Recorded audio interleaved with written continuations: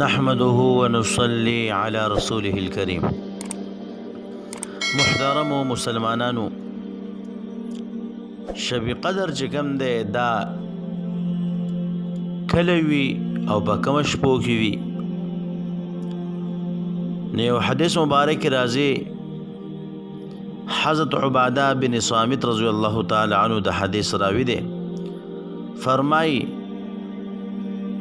خرج النبي صلى الله عليه وسلم ليخبرنا بليلة القدر، فتلاحى رجلان من المسلمين فقال خرجت لأخبركم بليلة القدر، فتلاحى فلان وفلان فرفعت وعسى أن يكون خيرا لكم فالتمسوها في 9 و7 و5، او كما قال رسول الله صلى الله عليه وسلم.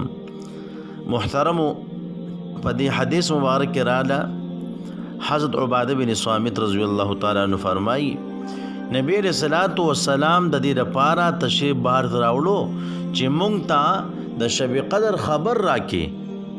خود مسلمانانو جګړه کولا، نبی رسول الله والسلام ارشاد فرمایو چې زه د دې لپاره راغلم چې زه تاسو ته د شب قدر خبر درکم، خو پلان کې په خپل منځ کې جګړه کوله، د هغوی په وجه د هغې مقررتیا اوچته کړې شوه. کیدای شي چې دا اوچتوالی د الله تعالی په علم کې بهتر وي. اوس دغه شپه په 9 او 10 او 15 شپه کې تلاش کوئ. نو محترمو، په دې حدیث مبارک کې چې څنګه راغله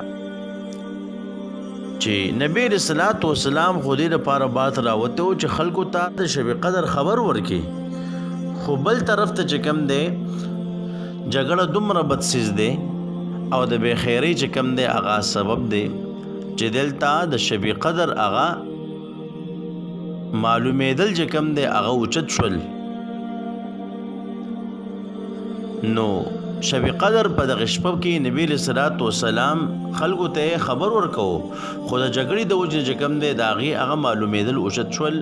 نو اوس چاته دا پته نه لګېږي چې شب قدر به کله وي. خو ها، دومره علما لیکي چې په رمضان مبارک کې په آخري 10 کې او بیا په طاق شپو کې چې کوم 21مه 23مه 25مه 28مه دغه رنګې په دغې طاق شپو کې یو کم 13مه په دې کې چې کم دی هغه راتلی شي، او اکثر علما چې کم دی 28مې طرف ته تللی دي.